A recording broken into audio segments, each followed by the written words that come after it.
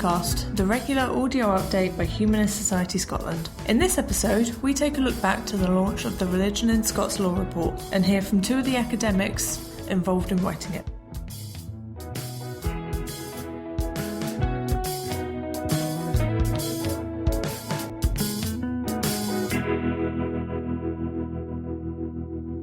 So today is the 29th of February and I'm speaking at the launch of the Religion in Scots Law report, which was carried out by the University of Glasgow, funded by the Humanist Society Scotland, and I'm joined by... I'm Gordon MacRae, I'm the Chief Executive of Humanist Society Scotland. I'm Jane Mair, I'm Professor of Private Law in the School of Law, University of Glasgow. And I'm Callum Brown, Professor of Late Modern European History, also at the University of Glasgow. Excellent. Well, thanks, guys. And so, could you explain that, Callum and Jane, you were part of the research team of academics that worked on this report at the University of Glasgow, and Gordon, obviously, from the Humanist Society, who funded this research. So, there's been some interesting press coverage about the report, mostly focusing on the educational aspects. What do folk think about how the release of this report's been covered?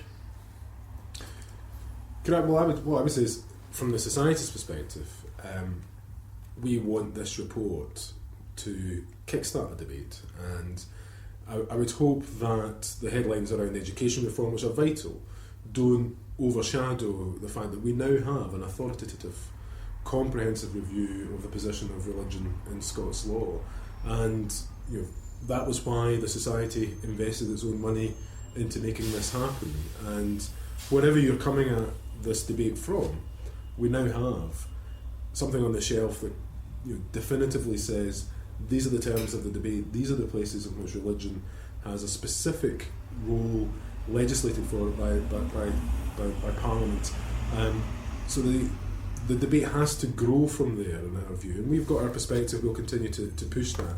But for today, I hope that other people will take the time to look at just what does the report say, and draw out some of the facts, because we can all have our own perspectives, but we can't all have our own facts as far as this debate goes. Yeah, I mean, I think that's very important. I think the headlines, they're always going to go for the headlines that they think are going to sell the news. But I think already looking at some of the reporting and looking at some of the comments, the kind of things that people are criticising us for, I think if they actually read the report, they'll discover that's not actually what we're saying. And so I think it is really important, as Gordon was saying, it's about having the information there, and certainly from a law perspective, that was what was so exciting about being able to do the report in the first place, because it is just the opportunity to have a look at how the law is now, but also how it's developed, and that's something that people just haven't looked at for quite a long time. If I could take up that theme,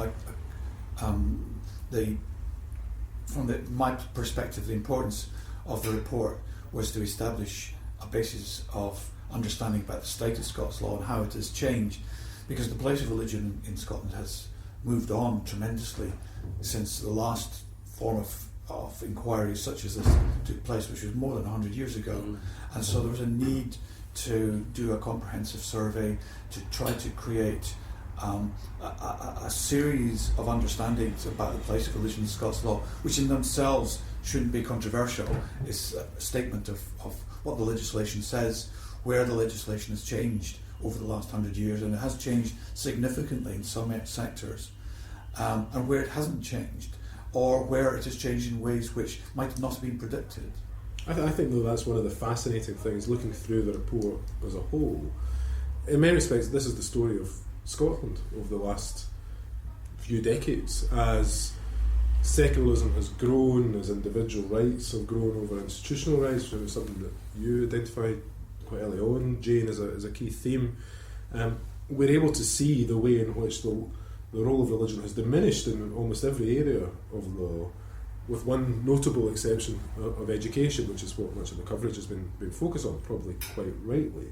And I think as a form of social history of Scotland, it's a fascinating tracking monitor almost of the way in which laws are made in response to social changes. And with this one exception of laws being made to almost prevent future social change in education, I think any interested party want to understand the way in which society in Scotland has changed over that period, would do well to cast an eye over this report. Yeah, I mean, I think what we did in the report, we had a limited period of time. There's a huge amount of law to look at. There's a huge amount of historical development to look at. So the fact that we looked at 3 areas and we looked at them in detail, for me that's really interesting, because then you do see the complexity, and you see, so as you said, you see the decline of religion as institution, but you also see the various ways in which individual rights and individual rights to belief and to religion, the way that they develop over time. And I think it's very often people think about law perhaps in quite a simplistic way, and you're looking for sort of single trends, particular themes. But actually I think it's the complexity of how these different, the shifts that are very interesting. And so the second part of the report, where we're just looking at individual areas, I mean, for me, they're just setting up lots more work to do for the future, because we can be looking at them to see, well, what has happened there. For the moment, all we've done is to highlight what the current law is. But again, we can see, well, how did we get there? There are things that are beginning to develop at the moment which we haven't really begun to go on to look at. I think one of the interesting things I think that people might find about this report in the area of education is that I think most people will have an understanding of the historical development from church schools in the sort of late 20th century, moving into state schools. The 1872 Act being one of the most prominent pieces of legislation. But I think what people will be surprised about is just how recent some of the pieces of law and religion in education are. So, for example, you've got the 1973 Act, which introduced unelected religious representatives. I think most people will be quite surprised that that's the case. Why do you think that we have this fairly recent development in education? Actually, from a historical point of view, there's a big gap in our understanding. We don't know what happened in 1973 to create that. And I would hope in short measure to have a student devote a dissertation to looking at the what was going on in Parliament, what kind of pressures MPs were under, why this happened specifically then, right at the end of a decade, 1960s, when there was quite a move away from religious control of institutions. It might actually be as a reaction to that, it might well, but at the moment we just don't know. So there's an issue which I'd like to attend to by getting a student to look at it in detail. And I think it picks up on some of the things that you'd highlighted earlier, Jane, about this kind of development of custom and practice. So could it be the case that the law that was updated in 1973 actually all it did was solidify what was custom and practice for local authorities before then? I think that's very much what we saw in looking at the development of the law related to education, that things were put into statute which were previously there, but they were previously there as part of custom and practice, and what the statute did was simply to adopt that same approach without questioning whether or not that was any longer the appropriate custom or practice. I think that's very much what's happened with it. There hasn't been any questioning of the underlying system, but rather it's just been put into statutory form, and that's the kind of modernisation of law, I suppose, putting things into statute, codifying the various bits and pieces that were previously there.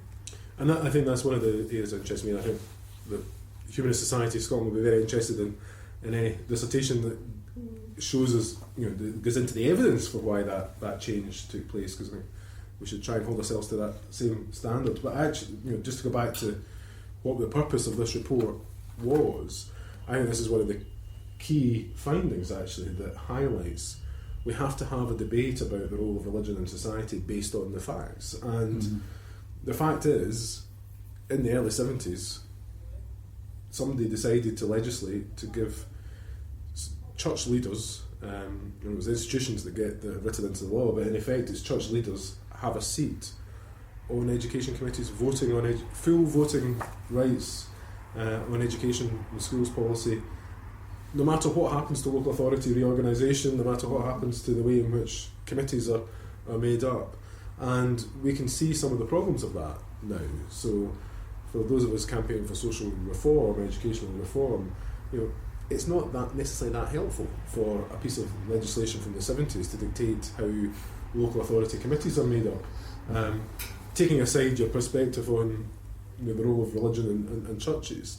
So we now have a piece of evidence that says this is not a long-standing historical right of the churches. This is a relatively recent, possibly, confirmation of custom and practice that was there. But it also says that if it's not right for the future, we can change it. Things do change. Things can change depending on the priorities of the time. The priorities of the early 1970s for policymakers was to solidify the role of the churches in education committees. The priorities for policymakers in 2016 going forward, we would argue, will certainly be different, but we can see society moving in a different direction, and it's right that we have that debate now. Can I just raise one area where there's a real lack of firm knowledge about where the law is at, and that is in relation to the status of the Church of Scotland. A big one chapter of our report concerns the various multifarious sources of legislation affecting the status of the Church of Scotland, and whether it has a firm connection to the state or not. There is really no agreed position on this. There is no consensus, and the legislation is both in itself confusing, but also in some regards is being overtaken by trends in modern legislation regarding, for instance, human rights, and equality legislation may have quite an impact upon the issue of the certain supposed provisions and powers of the Church of Scotland. But there is an area where we can't be definitive about the status of something. So we have indicated in the report the various ways in which this can be interpreted. And I think that is a really interesting section of the report, because it details, there's an ongoing argument in Scotland about whether or not the church is established, or even what does established mean in the Scottish context. And there's some interesting things in the report, such as is the Church of Scotland post the Glorious Revolution the same as the Church of Scotland as it was before the Glorious Revolution? Is the Catholic Church actually the inheritor of what was our national church, or the Episcopal Church? It seems a very messy area.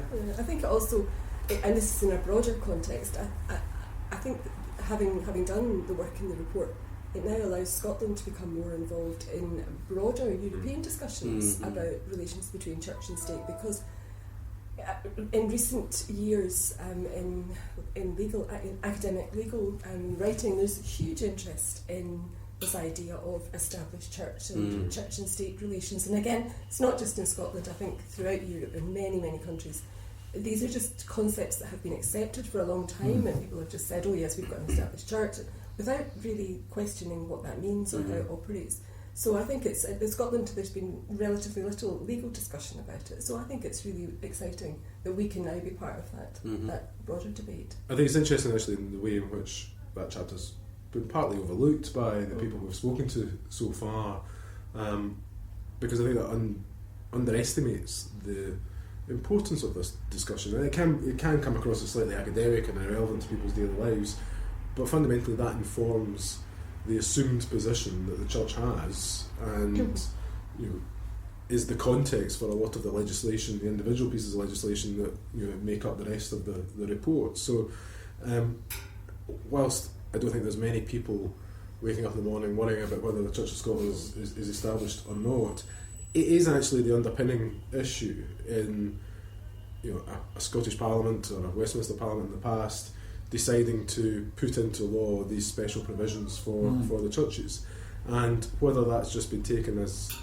custom and practice, or whether that's been written onto the face of the bills, coming to a view for Scotland as to whether the church is an integral part of our society's DNA that needs to be protected from all future changes, or whether it is one aspect of the diversity of Scotland and should have the same sit alongside other views, other beliefs, other groups, I think is actually central to choices that future parliaments will make about human rights legislation, about our relationships with other nation states, and has to find some traction in the appropriate place to see how we take this forward. One part of our report, though, is worth highlighting, and that is the extent to which Scots law is bifurcated between those areas where there has been very little movement in the position of religion in certain forms of statute, or in the case of education, there's been a cementing of the place of the church influence. With, on the other hand, those areas of Scots law which have dramatically changed, and notably the area of marriage, which is Jane's specialism. The 2014 extension of rights to marry to same-sex couples was not just in line with a wider development going on in Western Europe, but was an absolutely historic shift in the influence, the religious influences to bear on marriage. All the churches in Scotland, bar two, opposed the extension of legal rights to same-sex marriage, and against that determined opposition, the Scots Parliament still decided to go for it. Yet in other areas of law, that determination to make changes has not happened. So it's quite interesting that there is a kind of bifurcation in approach by legislators. Some things will be dramatically changed very quickly, and others seemingly not so. And worth noting that Scotland led the way across the EU for a albeit relatively short period of time. Yeah. Scotland was the only country in the EU where you could have a humanist same-sex legal wedding. Other countries have caught up with us, but that was a choice that the Scottish Parliament made to go down that route, and it'd be interesting to see how that shapes future representations from the religious groups around the privileges that they already have. I mean, I think there are areas of Scots law which are traditionally very flexible, and so because it was a kind of principled system, traditionally, and also a system where there's been relatively little litigation, and so there are many areas of Scots law which are actually very flexible, and that's why humanist marriage was able to become legally binding in Scotland, and it hasn't been able to do so in England, because the system was just there, and it allowed for that kind of pragmatic response to demand, in a way that I think if it had involved a big political debate about whether we should have humanist celebrants, or if it had involved some change in Parliament, it probably wouldn't have happened, or it would have taken a long time, because that kind of focuses attention. It's then a difficult question, whereas it was able to happen because the system is really very flexible. That's one thing that I noticed as a non-lawyer, non-academic looking at the report, was there seems to be a lot of areas in which Scots law around education, and a lot of areas it seems to be very flexible, and so you actually have, in terms of policy around education, which I'm a bit more knowledgeable on, the policy is very flexible. So you think, for example, of an area such as religious observance, where clearly this legislation dates from 1872. I don't think you'd find a reasonable person that wouldn't accept that was clearly meant to be Christian prayers. Now, over the years, instead of reviewing the legislation, what we've had is a series of policy changes to kind of blur it slightly to allow for, or to hopefully allow for non-religious perspectives. But do you think that is a particular facet of Scots law, that it's quite flexible, or does it just happen to be the case in these areas we've looked at? I think it is a particular facet of it. I mean, that is one of the things, if we're going back to the Scots law system, and there's not a huge amount of that left anymore, but if we're going back to that, I mean, that is one of its kind of key defining features, that it was based on principles, but around those principles was a great deal of flexibility, and so it is able to adapt, or it has been able to adapt.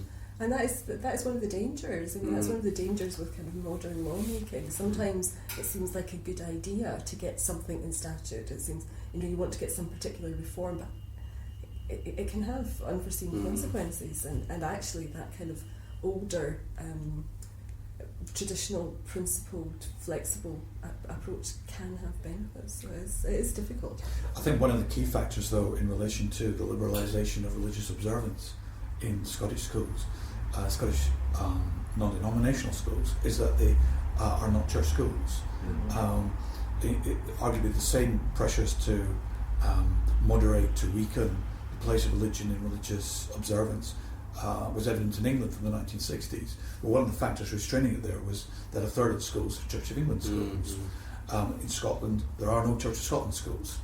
That fact is often forgotten, that they are, strictly speaking, non-denominational schools. That means that the power, the influence, has been thrown de facto upon head teachers and, to an extent, local authorities where they wish to intervene with their teachers. But over the last 40, 50 years, Scottish head teachers have been extremely influential in moderating the nature of religious observance and making it more in tune, in many cases, with the wishes of parents and of children. Can of course go the other way, and what is empowering for progressive values can also be empowering for regressive values in some circumstances. And we certainly see from our members and our parents highlighting bad examples of practice, but certainly I think the Scottish legal system offers a landscape for empowering people, to puts trust in people in a lot of key areas, and I think reflects the reluctance at times of policymakers to be too definitive in how they bring about change. But of course, just following on from Callum's point there, it is right to say that the state has the power really to sort of take forward non-denominational education, but they're non-denominational Christian faith schools. We still don't have any secular schools in Scotland, and it's a long-standing objective for our organisation. But I think again this report once again highlights the evolution of the role of religion in religious organisations in education, and it does just jar with the trend in every other aspect of the law. That this is the one area where relatively new legislation is coming forward, and relatively new interpretation of that legislation, guidance, the changes in time for reflection. This isn't a debate that is sitting on that's been completed in dusty guidance sitting on shelves. This is a live discussion.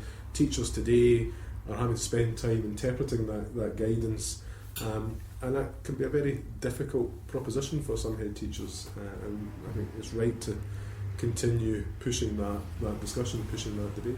And just to underline that point, because I think some people who are hearing this might be surprised to hear that Scotland has no state secular schools, because non-denominational does not mean secular. It's a very particular meaning. Certainly I think a lot of parents are under the misunderstanding that non-denominational is the non-religious schools, and whilst I wouldn't want to mischaracterise it, there's not, most schools these days don't have morning prayers and spend overly religious content. We do have to reflect that non-denominational schools are a form of faith school, and that's not Humanist Society Scotland's perspective. We don't want there to be any. We don't even want humanist schools to be clear. We want to see inclusive schooling which removes segregation and focuses on attainment and inclusion. I think more specifically it's worth observing that the de facto intention of the 1872 Education Scotland Act was that the schools then taken over by the state were to be Protestant, because separate the schools that were taken over were almost entirely Protestant schools at that point, and the school boards that started the running of Scottish state education had it in their mind that this is to be an education based on how Protestant schools had hitherto conducted religious worship and religious instruction. And so would that then be perhaps an indication that legislators at the time didn't quite realise the dramatic changes that were going to happen in Scottish society over the next 50, 70 years? Sure, they had no idea. 1872 was a high Victorian period. This was a point at which the state was being encouraged by churches to come in and take control of things like education, because there were greater resources needed for booming urban populations. There was real social need, and so the main churches were welcoming the state's involvement. But in so doing, the churches themselves were then laying claim to the running of the system. It was clergy that went on to dominate the running of school boards. So there was at that stage there was a de facto union of those who were committed, not just committed Christians, but committed managers of churches with the management of schools.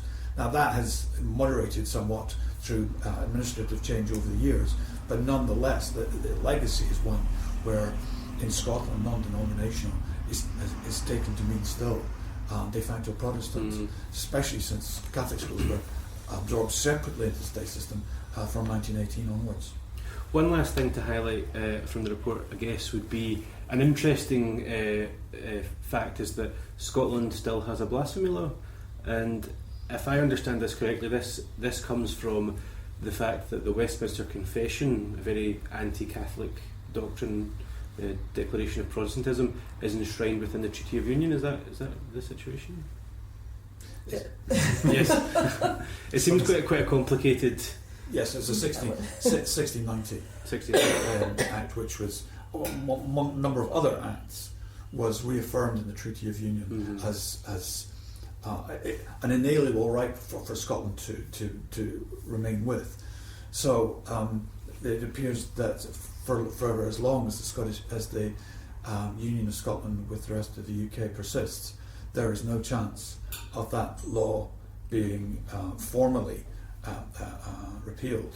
However, it's worth observing that there hasn't been a prosecution for almost 200 years, certainly for 170 years. The likelihood of there being state prosecution for blasphemy is virtually nil. I do think it's also important when you're looking at historical development and in law to be aware of what's happening now as well, and not to focus too much perhaps on things from the past. So yes, it may be that the law on blasphemy is still there, but actually my view would be that there are lots of things happening in current society which are more worrying than that sort of historic crime, and that we have to think, well, okay, maybe blasphemy is not so relevant anymore, but there's a huge amount of interest and concern, controversy around hate speech and freedom of speech, and really I think that's the kind of modern concern rather than blasphemy, because blasphemy was certainly understood as a crime which would exist in a society where there was one dominant religious doctrine. Certainly I would say the greater concern these days may well be the laws against what songs people sing at football grounds and what cartoons people draw in magazines. However, I do think there is something for policymakers, especially in the context of the European Union referendum coming up to consider, that the fact that Scotland hasn't quite got around to getting rid of its own blasphemy law, and then we look across Europe and we still have countries with live blasphemy laws, and our moral position as a nation to be able to challenge the use of them. And there's somebody prosecuted under a form of the blasphemy law in Germany just last week. Not all cases are comparable. Don't get me wrong, but I do think it goes to the heart of what is the future Scotland going to be like. So if we are to return to questions like a written constitution, like the future of Scotland within the various unions we're a member of, then certainly that would be a time to return to what are the principles for this nation. And at this point in time, one of those principles, albeit one that's not utilised in any modern way, is protection against saying the wrong thing, and that can't, in my view anyway, be a good starting point for a document which sets out the direction of a nation. Okay, let's recap then. So this is the first review of the place of religion in Scots law since the Victorian age. So if we can finish off going round the panel here, and let's just have a little think. Where do you think how different will the position of religion in Scots law be 150 years from today? So it's maybe not your area, Callum, as a historian, but I wonder if you would start us off by giving us a speculation. Well, given that the past is my period, as every historian must believe, futurology for a historian is extremely dangerous. The most that can be said is, what are the trends at present, which direction of travel can we discern? And the direction of travel is one of very sudden change in certain areas of law, particularly in relation to human rights, equality legislation, it's remarkable how quick same-sex marriage happened. Absolutely astonishing. We're talking about, it was achieved in less than a decade, really, of movement and shift in thought. But there are other areas of law which look very much cemented and showing no signs of change, such as education. If there's a change in the overall constitutional position of Scotland, that may kickstart some change. If there's a move towards a written constitution, either for Scotland or indeed for UK, then that might be an area for change. On the other hand, there may be a desire on the part of some institutions and people not to change too much. If constitution changes, it might be thought, well, that's enough. Let's not undermine all the supposed footings of society. So I'm ducking the question. I really don't know what it's going to look like in 150 years. One other trend I would just point to as a social historian, and that is the rapidity of the decline of popular religiosity. Church attendance, religious adherence, belief in God are all declining with extraordinary speed. Straight line graph decline of about 1% per annum. If that continues, within 30 years, religious belief will be something entertained by less than 10% of the population.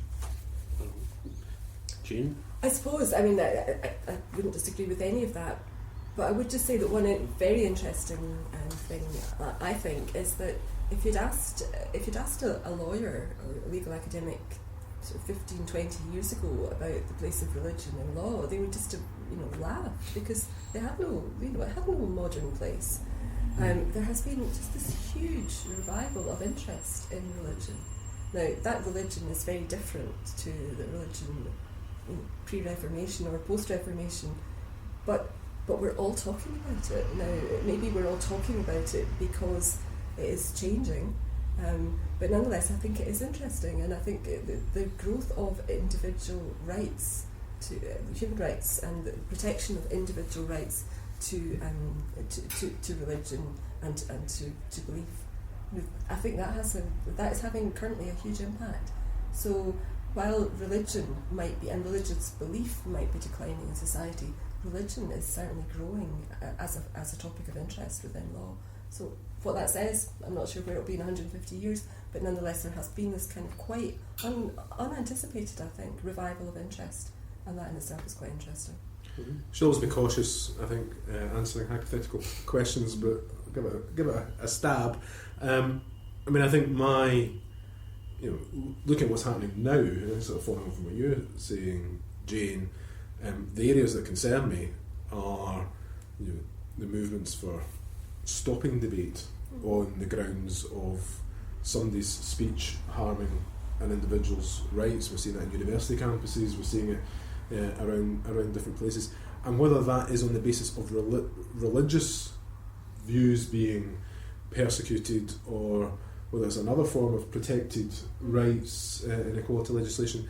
I think what we understand by religion is going to continue to evolve quite dramatically and crystallise into this set of individual rights to people's own beliefs and views and ways of living, and that's going to continue, I think, to bump up against the rights of our neighbours and those also in our community. So the role of religion in the law, I think, will be absorbed into this debate about how we manage individual rights in that future. What I would say is the trend of the diminishing role of religion should not be assumed to be working towards a 0 point on a graph. I think one of the other reflections in this report is there are conscious decisions made at different points to make a change, and we can't afford social reforming campaigners like the Humanist Society. We shouldn't fall into the trap, I think, of just assuming that change will happen on its own. Change will only come when the political pressures are matching the social reality of how people are living their lives, and unless there is an appetite for more a different way of educating our children unless we prioritise attainment over segregating people on the basis of their parents' religious views. That's a conscious decision that has to be taken. Unless those things happen, then I wouldn't assume that change will happen just because people are getting less and less religious. These the things which appeal to parents about sending their children to Catholic schools when they're not Catholic, when they're sending their children to private faith schools elsewhere, aren't solely down to a desire to see their children educated in particular religious doctrine. It's often to do with perceptions of quality of education, perceptions of what opportunities are being afforded people. So the real debate to be had around religion, I would argue, is about strengthening the role of communities of people supporting each other to work together across boundaries. Inclusion not just being a kind of a bit of a dirty word in some places, but actually a fundamental principle for how we as a community of individuals with our own individual rights come together to find a shared space where we can take the best of human progress and give our children the best opportunities in the future. Well, thank you everyone, and obviously the report is available for free on our website, so please take a look and let us know what you think, and thank you for your time.